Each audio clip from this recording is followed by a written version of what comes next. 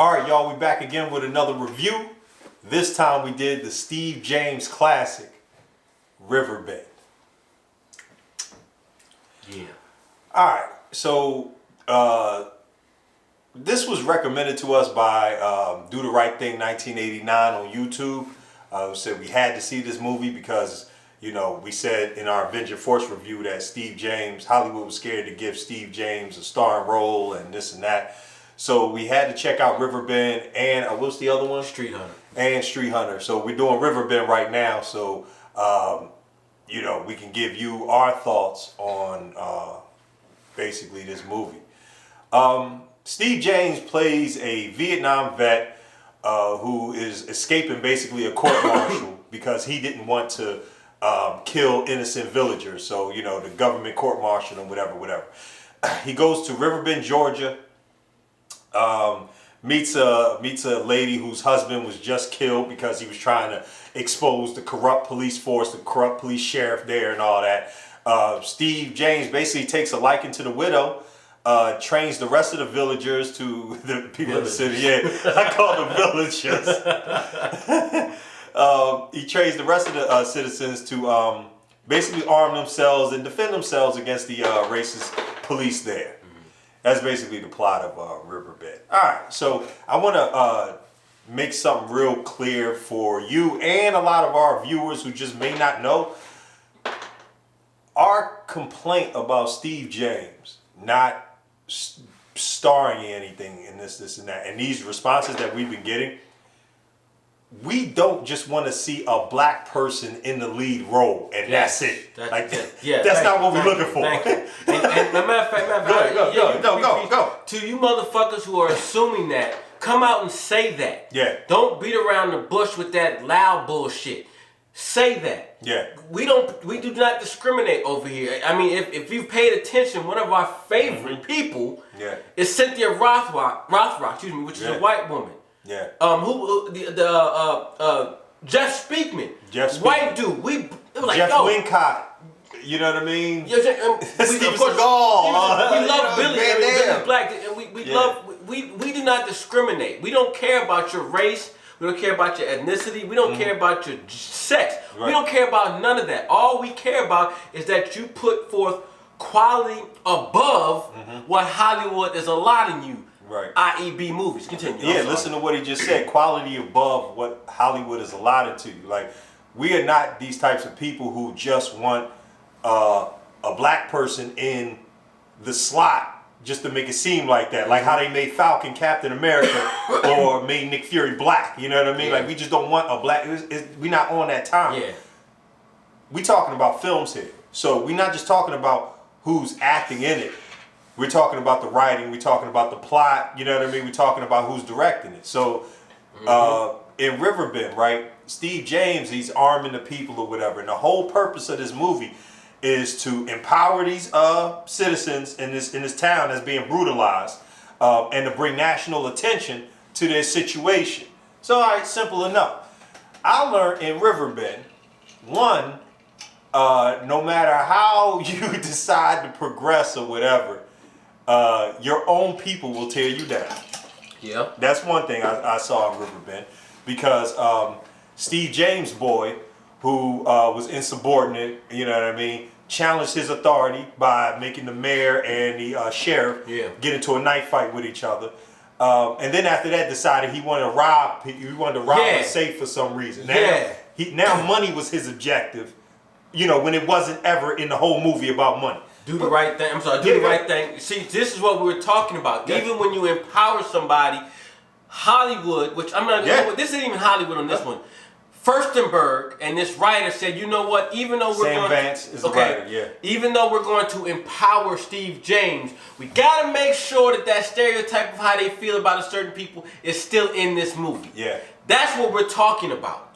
The white people didn't destroy Steve James in this movie. Nope. His boy was the chink in the armor that started the whole, you know what I mean? Yes. The whole collapse. Yes. We ain't gonna get on the resolution yet. The so-called resolution of this movie. We'll get there.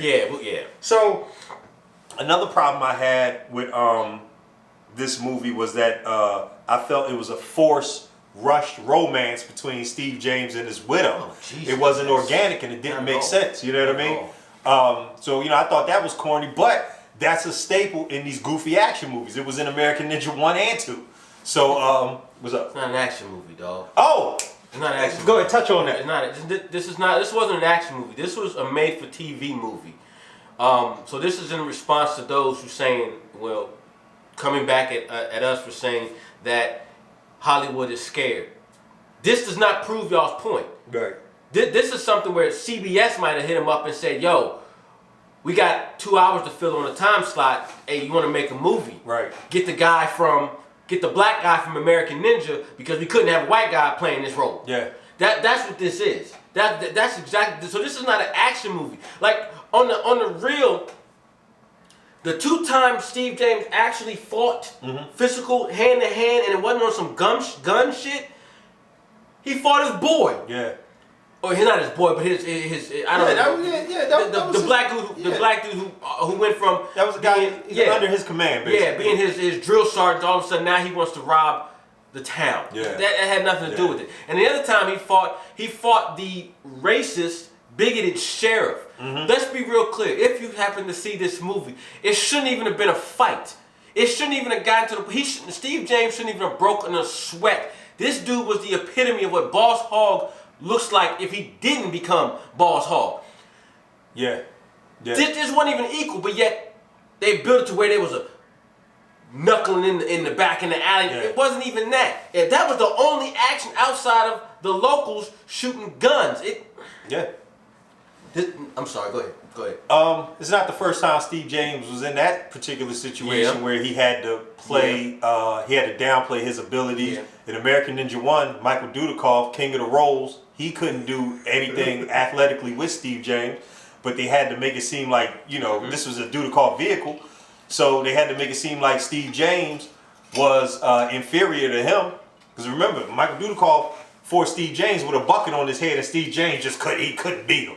The stupid stuff. So this movie Riverbend, yes, it's starring Steve James.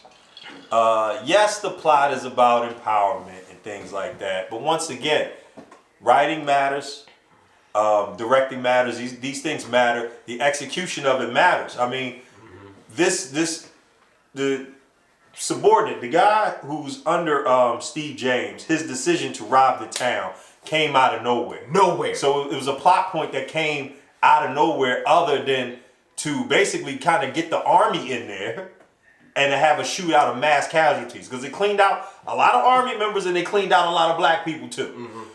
So you have that bullshit. I'm trying to see, especially when his subordinate, as you called him, didn't even want to be there. Right. And he said, "I'm going to ride with you on this until it fails, then I'm out." So all what they could have done then, going off of what they wrote, was, after Steve James beat him up, man, chunk up the deuces and just went back to Chicago. Him robbing the bank was not needed at all. And it didn't make sense. Why didn't he just desert him? Yeah, exactly. He wanted to get out? Exactly. This would have been his perfect time to get out. He didn't. One, how did he even know the money was there? Right. How did he even know the money? That was never discussed. Money was never discussed in this movie at all. Yep. Ever. But yet, this dude know who to grab, who had the key.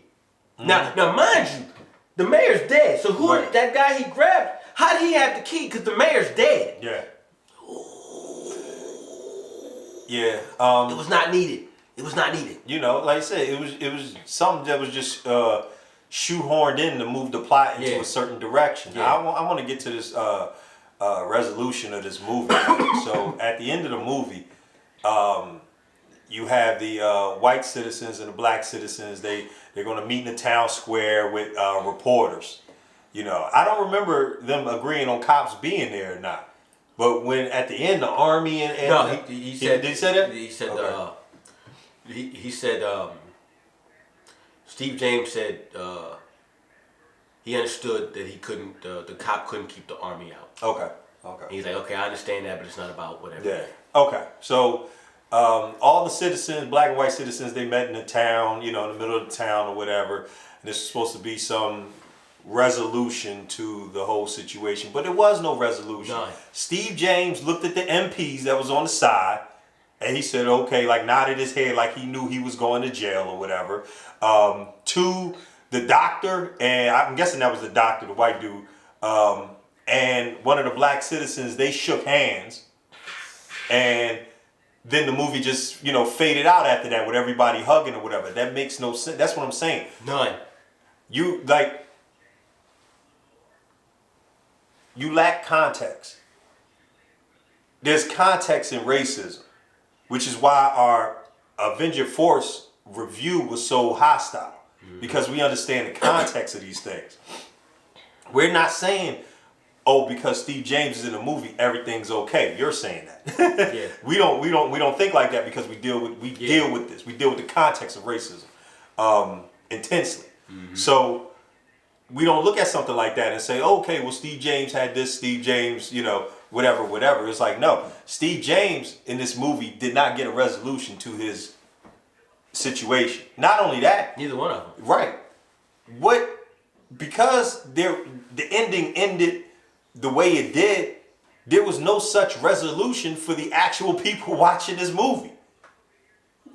Something like this should not be left up to speculation. This is not a thriller. This is not a murder. Like TV drama. Yes, TV drama. So this shouldn't be left up to speculation. The fact that they left this up, that we're to just assume that things went right for this town or whatever, is a slap in the face in itself. We actually had to go back and rewind the footage to see if any words came across. Remember when it was playing out? Like, yo, did we miss something? Because it what kind of ending is this? This isn't saying. You ain't even got to tell us. And they all sung, and they all sang "Kumbaya" and live happy. Yeah. No, but give us a leeway that they went in the right direction. Right. You can't. The doctor that they had shake the hand throughout the movie was on their side. So what fucking resolution is that? Yeah, it's not the whole movie. He was on there. He was going upstate to file charges against the sheriff. Yeah. So why does he need to shake the hand of a black man? He was already cool. Yeah. It didn't make any fucking sense. And we never go. I am gonna fucking talk about it. This motherfucking sheriff, who was the problem he was the antagonist the entire fucking movie. Yeah. Went out with a fucking heart attack, and they gave this motherfucker a soliloquy. Yeah, wait, hold on. Yeah, they gave him. That's a good They gave this point. motherfucker a soliloquy. That's a good fucking point. About how things ain't gonna change, or because his daddy was right, and when he say basically a nigga will always be a nigga. A nigga's always gonna be a nigga, and they gave this motherfucker that, and this man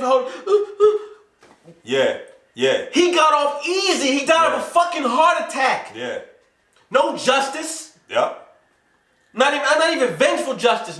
He died of a fucking heart attack, i.e. saying his heart was broken because the old South was dying.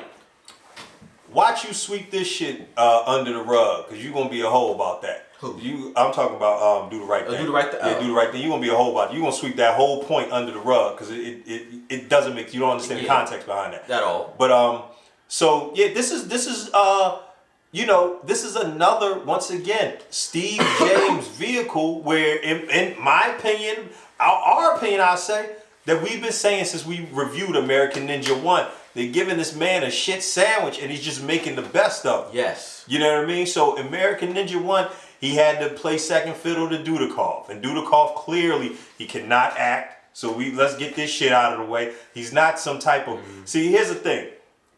Even if you play stoic, even if you play humble, quiet, reserved, or whatever you want to call it, there's acting involved in that. Dudikoff is playing stoic because he cannot act. Dudikoff is not playing because he can't. You can't put Dudikoff in a silent film and just let him rock. And by silent, he has no words. So we say he has no words in this. So you can't put him in a film like that and just have him rocking. Yeah. He can't carry something like that. Yeah. So back to my point. So Steve James has to play second fiddle to this person, somebody who can't fight, as we saw in American Ninja 1, and somebody who can't act, as we saw in American Ninja 1. Mm-hmm. They return in American Ninja 2. Steve James clearly getting busy, and that's another thing. When we talk about Steve James versus Michael Dudikoff, we understand Dudikoff for what he is. That's why our conflict with people is people trying to make it greater than what it is. He's not no magical actor. I'm sorry, y'all. They got different personalities. They got different personalities. He said they got different personalities. Y'all like loud people. Steve James is loud. That's why y'all like him, which is low key, Ray. You might be a citizen of Riverbend with this bullshit you're talking right now. So Steve James has to play second fiddle to whack Dudikoff yet again. Come on, man. One of the highlights of American Ninja 2 is Michael Dudikoff doing a sweep kick. Get the fuck out of here with that shit.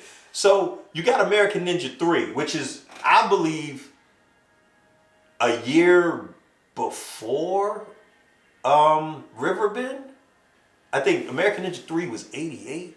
This was 80. This was 90. 80? This was 90. Okay. This was 90. Riverbend was 90. So you got American Ninja 3 before Riverbend. And American Ninja 3, instead of making Steve James the catalyst, because if you watch American Ninja 3, he's carrying this movie. David Bradley isn't doing anything in this movie. So you know it's almost a talent in itself to find yet another bland white male to play the same character. That's almost a talent in itself. But so he had to play second fiddle to David Bradley, but then in that movie you can clearly see the capability, and that's what we're disputing.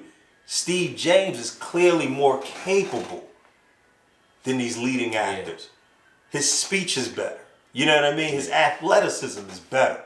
His acting better. The way he carries himself, he commands a scene, all better. Yeah. You know what I mean?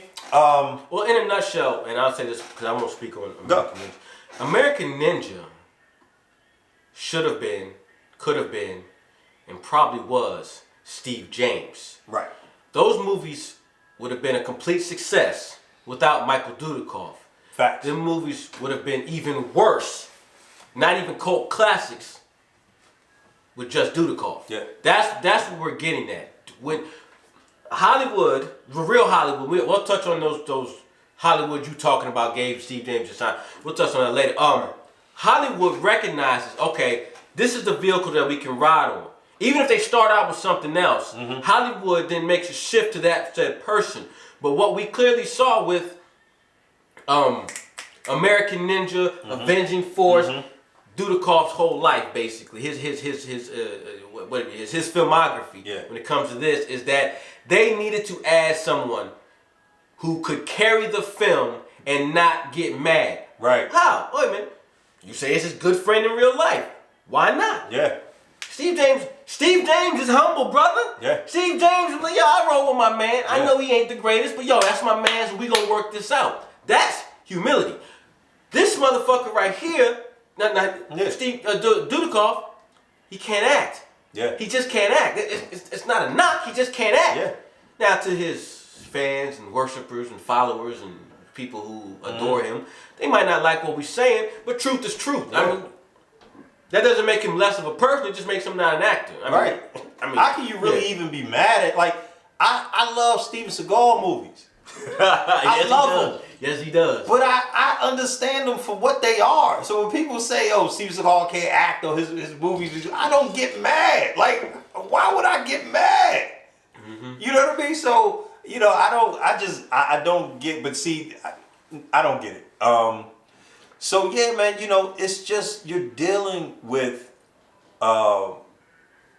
there's certain intangibles when we talk about film and stuff like that, and we're looking at this stuff, and we're watching people basically not stick to the script of what was written, and we're watching for context. You know what I mean? Like, you might be watching for, oh, there's a black guy in this or whatever, you know what I mean? Or, they're wrong. And it's just like, you can put a bunch of black people in anything you want. It's the context that matters. That context is very important. Very important. So you may end up in a situation where you can have a bunch of black people in the movie, but the movie still be racist. The movie still be offensive. You know what I mean? Yeah, and then this was another thing. I want to bring up, you left a comment. You were talking about Steve James never wanted to do Avenging Force. But in the commentary for the Avenging Force Blu-ray, Steve James, Firstenberg and Dudikoff say that Steve James wanted to do Avenging Force, and he was happy about his physique, that he trained so much for the movie. He was proud to show it off. That's why he wanted to do a lot of scenes with his shirt off and stuff like that. He wanted to do it. You know what I mean? You said Steve James never wanted to do it. I'm not even disputing what you say. I'm just saying from what we saw on the official stuff, now on your end, you got to provide some proof as to why Steve James never really wanted to do it. And don't come with that he didn't want to die. Yeah. He didn't want to die. He didn't want to die. We covered that already. Yeah. He didn't want to die, but he did it because the script called for it. Yes. But you still need to provide some proof to what you're talking about, because you just can't be, you can't just talk and whatever. Yeah. So that's whack. But yeah, I think we covered this dude.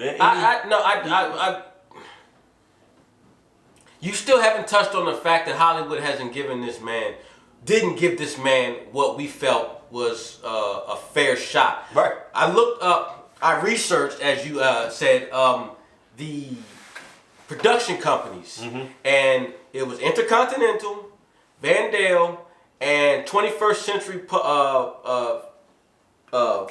Publishing Film.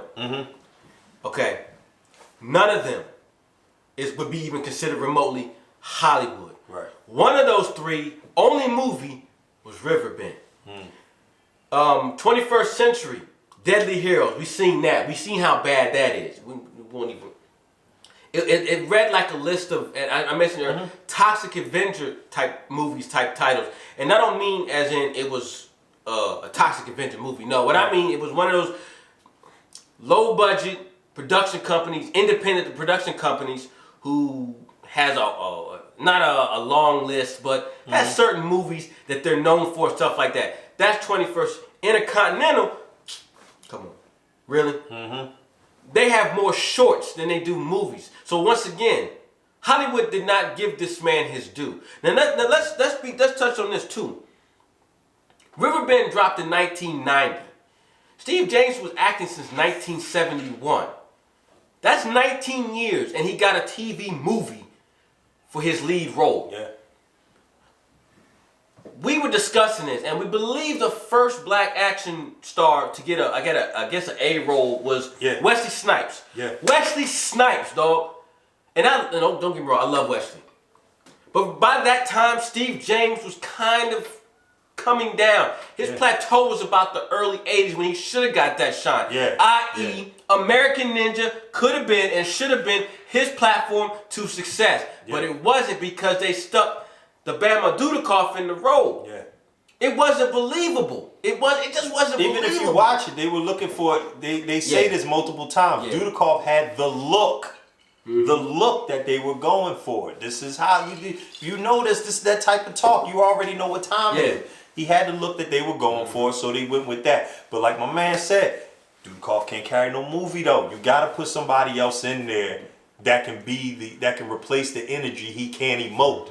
And that's very important. He can't emote that type of energy. So you get Steve James in there. Steve James is loud, he's forceful, he's bombastic, he's commanding, he has a presence about him and stuff like that. Dudikoff does not have that. Dudikoff he's living off that be quiet and seem intelligent type of thing. Now, mind you though, that's not Steve James. Right. They wrote that character to play off opposite of what Dudikoff brought to the table. So they had Steve James and said, Steve James, act a certain way. That's not who you are, but act a certain way because your co-star can't act. So we just gonna write it the way he already fucking is. That's what that's Dudikoff. That's Steve James.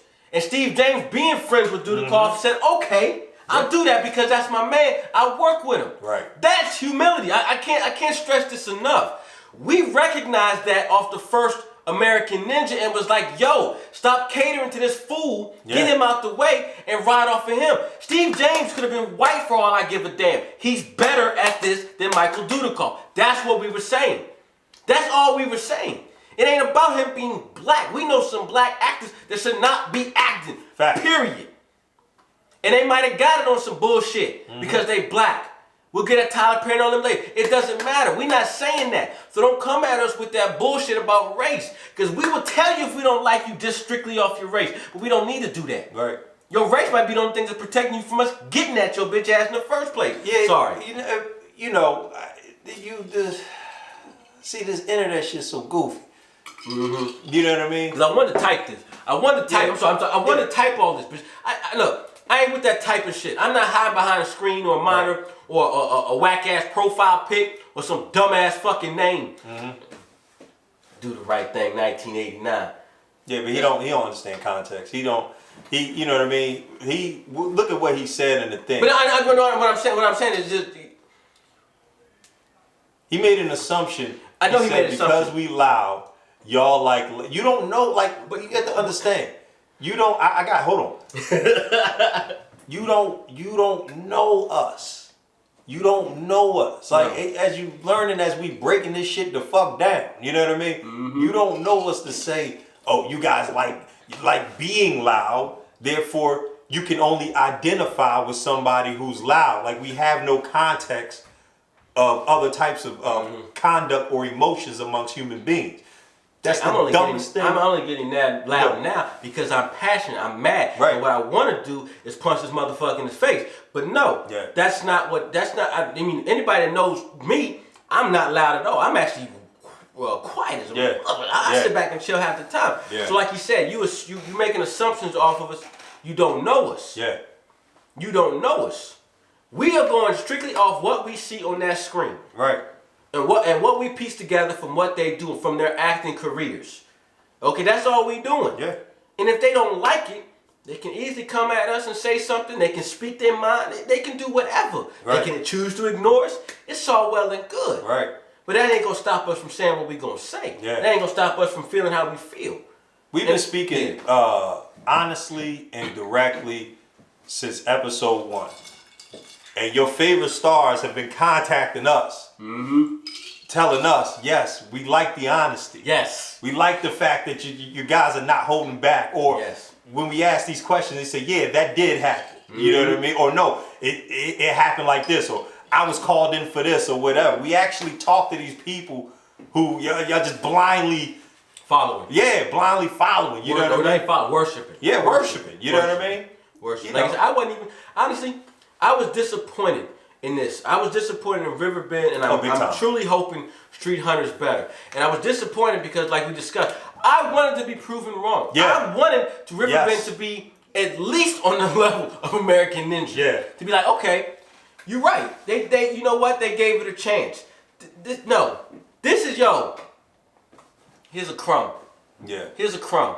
We need a time slot to fill. Mm-hmm. That's what this was. Yeah. You can see it in the writing. Look, I understand these writers feel that there needs to be a romance in these movies, even though there doesn't. Right. They feel that this woman literally went to her husband's grave and said, I know you approve of him.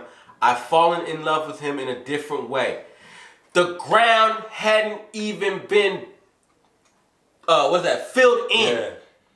You understand what I'm saying? The pile was still high. They hadn't even leveled off the ground yet. That's how soon the man died. Stop it. Stop it. Just shoehorn that shit up in there.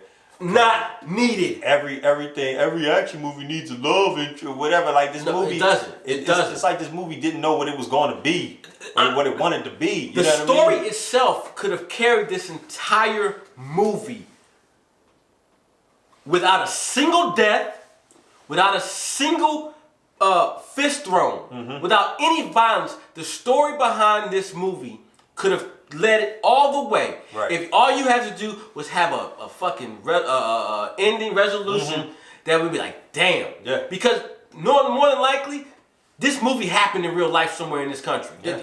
We're not disputing that. It happened.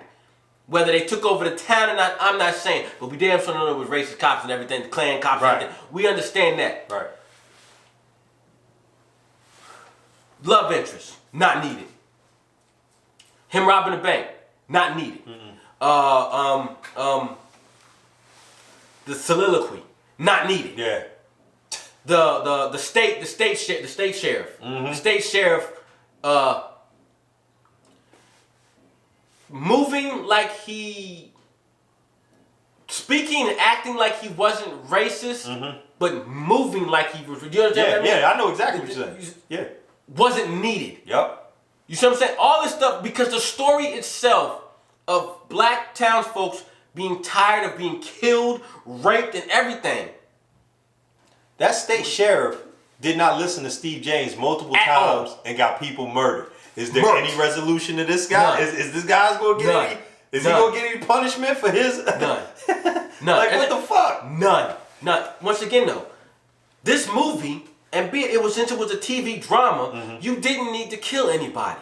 Right. You didn't even need to do any of that. You didn't need to do any of that. And you know what? This is my thing too. This is my thing. These busters like to make it seem like black folks during that time just wanted to be either left alone or keep the peace. And that's all well and good. But you gotta realize something through this entire movie. This cop, this sheriff, walked into the church, he walked into the juke joint, he walked wherever he wanted into the black areas. Nigger, coon, boy, this. No retaliation no retaliation whatsoever. He literally kidnapped a black girl from the juke joint and raped her that same night.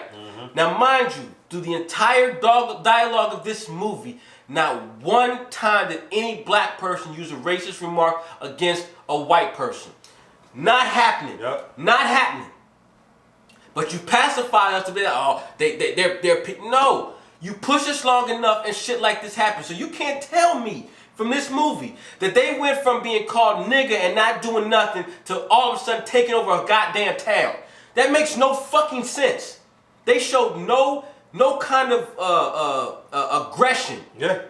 No kind of aggression until Steve James came in and said, "Here's what y'all got to do. Y'all got to take over town." That's why I didn't partially understand when the young boy Mike died. I was like, so many people have already died, and y'all was at the juke joint playing dominoes and dancing and shit. You know what I'm saying? Mike was the one that was. But that's the whole point. Yeah. Mike got punched in his face. It wasn't no, and I don't know if they were using that word during the '68, but there was no cracker, there was no honky, there was no like you white scum, you white devil. There was none of that. It was, you force fed that you got to feel sympathy for the black people when you didn't have to do that because it was already there. Right. And then like I said, the antagonist of this entire fucking movie, if you will, he dies of a heart attack. Yeah, he got to die peacefully in a jail cell. He got to go out in peace. Ain't that precious? And his deputy crying over instead of even realizing like, damn, times are changing. Maybe I need to change. He's crying right beside. Yep. Nothing ended. Yep. Nothing ended because I guarantee you, in the real world, all them black folks is either dead or locked up. Yep. Them white folks ain't shaking their hands. Ain't none of that happened. Steve James and his other man, the other lieutenant or whatever, they hanging from a court martial. Yeah. That's the end. Yep. That's the reality of this country during that time. Right. So what's the point of this movie? It didn't tell black folks to do anything. It didn't tell us to do anything. What? Pray? Yeah. Not even that bullshit. Yeah. It didn't say, and then there's white people. There's no consequences for your actions. Yeah. The only thing that you got is that Steve James starred in this shit. That's all It's like you ain't even watch it. It's just Steve James starred in it and you just bought it up. And you want to know why Steve James starred in it? Right. It's because they wanted to push the movie. Uh-huh. So we get a B/C type actor and push this TV drama. Yeah. Because if we get somebody who nobody ever heard of, they're not gonna watch it. Right. That's exactly what they did. I bet you if I go back to 1990, it says on the thing when they was advertising this damn movie, the actor from American Ninja, Steve James. Yeah. Actor from American Ninja, Steve James. See on a CBS late night movie. I got a question. I wonder if Canon Films produced anything with Steve James. Is that who did American Ninja? As American Ninja. You know what I mean? I wonder why they didn't. And that's what I'm saying. I mean, you clearly can see he's capable. I know he's capable. Dudikoff got multiple films under them, so why hasn't Steve James gotten a shot with a big production company? I love Steve James. Yeah. I love Steve James because for me, watching these movies and and I guess living through that time, this time of the 90s, early 80s. For me, he was I'm just came to me, and y'all can come at me he's my modern day Bojangles. You understand? And I break it down like this: the talent is there, but he has to curtail and coattail a white actor just to be in the mix. Yeah. And then when he does get his opportunity, he makes the best of it, even if it's some bullshit. Right. Yep. You see what I'm saying? Like, a lot of people who don't know Bojangles, I'm talking about the real Bojangles, the one who taught Shirley Temple. Now, anybody knows Shirley Temple, she's the greatest thing. Bojangles taught her. Bojangles taught a lot of people. Yeah. He was the man. He never got featured because during that time they didn't have blacks doing anything other than, mammies and pappies and stuff like that. Yeah. You see what I'm saying? So, move to the 80s, pre-Wesley Snipes. This is what he went through. Because we're watching these movies and we're just like, damn, he could have and should have been a leading role in some top tier movies. Not just budget. I'm talking about budget. I'm talking about writing. I'm talking about acting. I'm talking about when your villain, when your antagonist and your counter is like, damn, they got him to do that movie? Yeah. They didn't even get Steve James as an antagonist. What, in this one? No, I'm talking about in general, like in these movies. They don't even have him as a bad guy. And then that's my thing.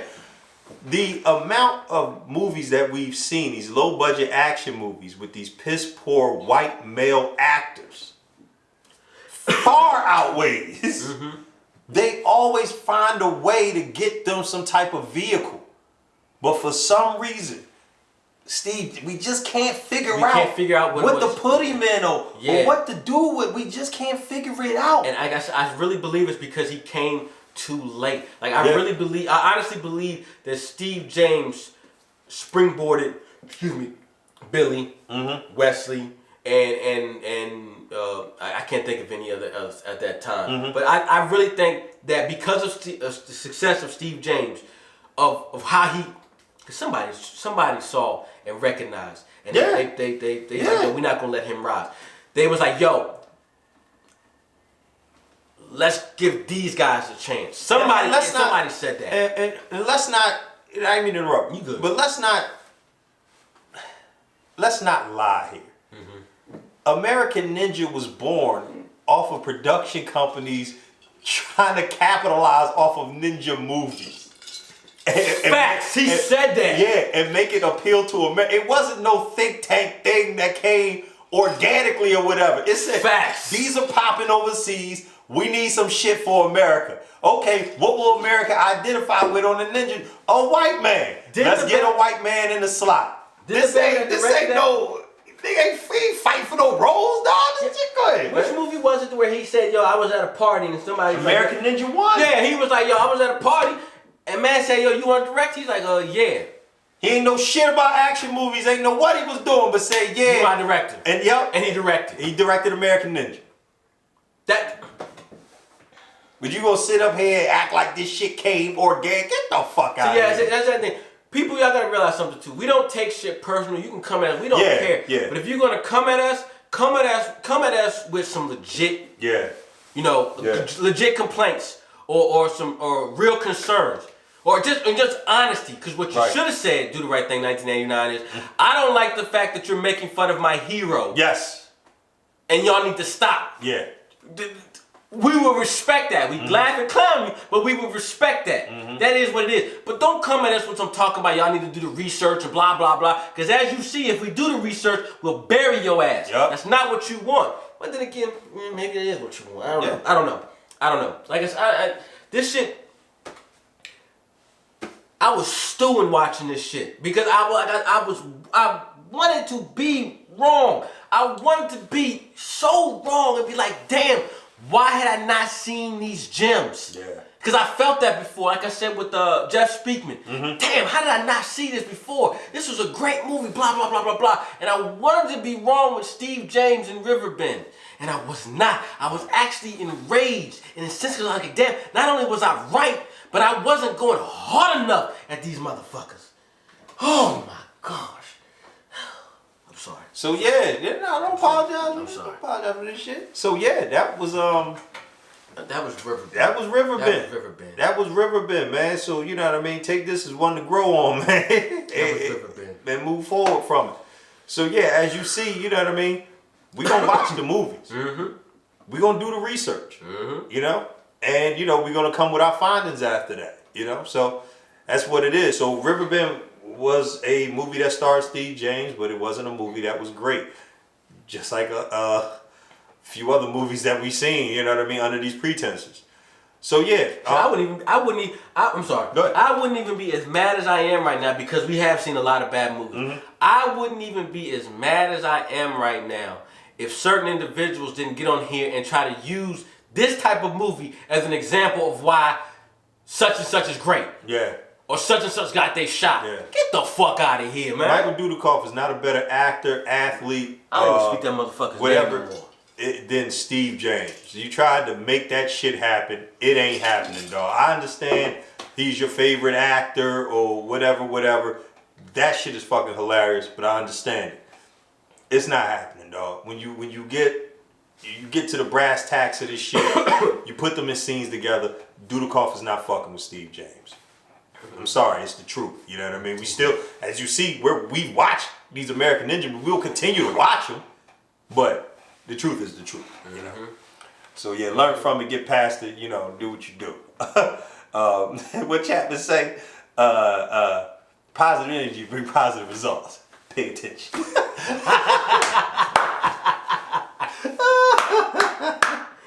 Oh shit. So yeah, that was Riverbend, man. The Steve James classic. Rest in peace, Steve James. Rest in peace, man. We really wish you had a career befitting of your talent. Yes. So yeah, that's the A Review crew, man. We signing off. As always, catch us on IG, full length episodes on the YouTube. Comments are always welcome, as you can tell by this video. You know, we read the comments, we respond, and we get at people when necessary. You know what I mean? If we don't know something, we ain't uptight about it. We don't know. We gonna do the research. Damn, we ain't know. You know, whatever. Yeah, that's what we want. I want comments to be like, yo, y'all need to check all these movies because he was starting right. So I ain't got the Google shit. I want that. Yeah, I want that. But so, don't do that shit about how you need to check this movie because no. Go ahead. I know he signed off. You gotta realize something too. We watch these movies and say they're horrible and then explain why they're horrible, or we watch these movies and say why they're good. Right. I will get a little personal. My favorite movie is Barry Gordy's The Last Dragon. I think it's the greatest movie of all time. But in honesty, it's not great acting. The fight scenes are bad. You know, I don't say relationship, the chemistry between Vanity and Timeout is forced at best. I understand that. So in the plethora of movies, it's not that great. But to me, it's the greatest movie of all time, basically because it's shown up. Right. So I recognize that. So when people come on there and blast, yes, it is all that, but I still love it. Right. That's what we want people like you, do the right 1989, to do. Do that. Yeah, be honest with it. Be honest, man. Get out your feelings. I love a bad movie. It's a fucking movie. Fucking movie. Get out your feelings, man. It's doing that dumb shit. It's not the movie. It's not the movie would do the right thing. It's the person. He's enamored by Michael Dudikoff, which I can't believe I just said that. He's enamored with Dudikoff. You found the wrong review crew, dog. You found the wrong crew, man. You found the wrong crew. Yeah, he's enamored with Dudikoff. You know, so yeah, so. Bullshit. Yeah, he got his hero, whatever. Hey, play the song. Play the song that played at the end of Riverbend.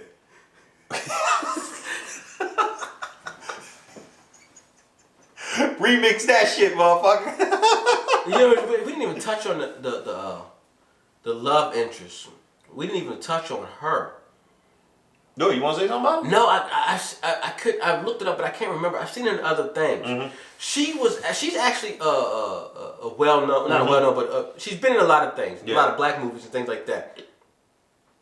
And it goes back to what we were saying.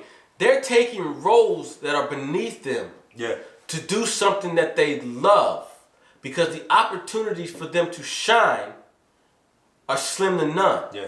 That's mad respect. compared to someone like Dudikoff, who's given every opportunity and they do not grow that. Wow, this speaking. Oh my God. Yeah. That sounds like somebody who. Never mind. Yeah. That's a whole other thing. Yeah. That's all we saying, and it happens to be with this instant that one's black and the other's white. That's all this is. That's all this is. But if you go back and watch our stuff, I know he signed off. We've called for Ken Norton to get more shine. Yeah. Matthias Hughes, which we don't even know if he can fight, more shine. Yeah. We've caught not Britton Lee, but Leo Fong, more shine. Fong, yeah. You know what I'm saying? Jeff Speakman, more shine. Jeff Wincott, more shine. I mean, it ain't got nothing to do with race, man. So don't try to slide that underneath on some loud talk shit. Yeah, don't try to slide no racist shit in there. Yeah. And then try to act. Come on, man. We gonna tell them we understand content. We gonna snip that shit out and bomb on your dumb ass. Basically, because if you do it with this movie, you're gonna do it with your whack ass comments. But go ahead. So test my G. So yeah, man. Yeah, we up now. We up. So yeah, that was Riverbend, man. Like I said, man, catch us on all our social medias. Likes, comments are welcome. You know what I mean? And just stay tuned, man, because if you see this is Dudikoff. So wait till we get to your action stars you really love. But yeah, so that's Riverbend. That's Riverbend and Steve James Classic. It's the A Review crew signing off, man. And we'll catch you guys next when we hot and we want to get at people. We be stumbling all through our words. We be wanting to get at you, motherfucker.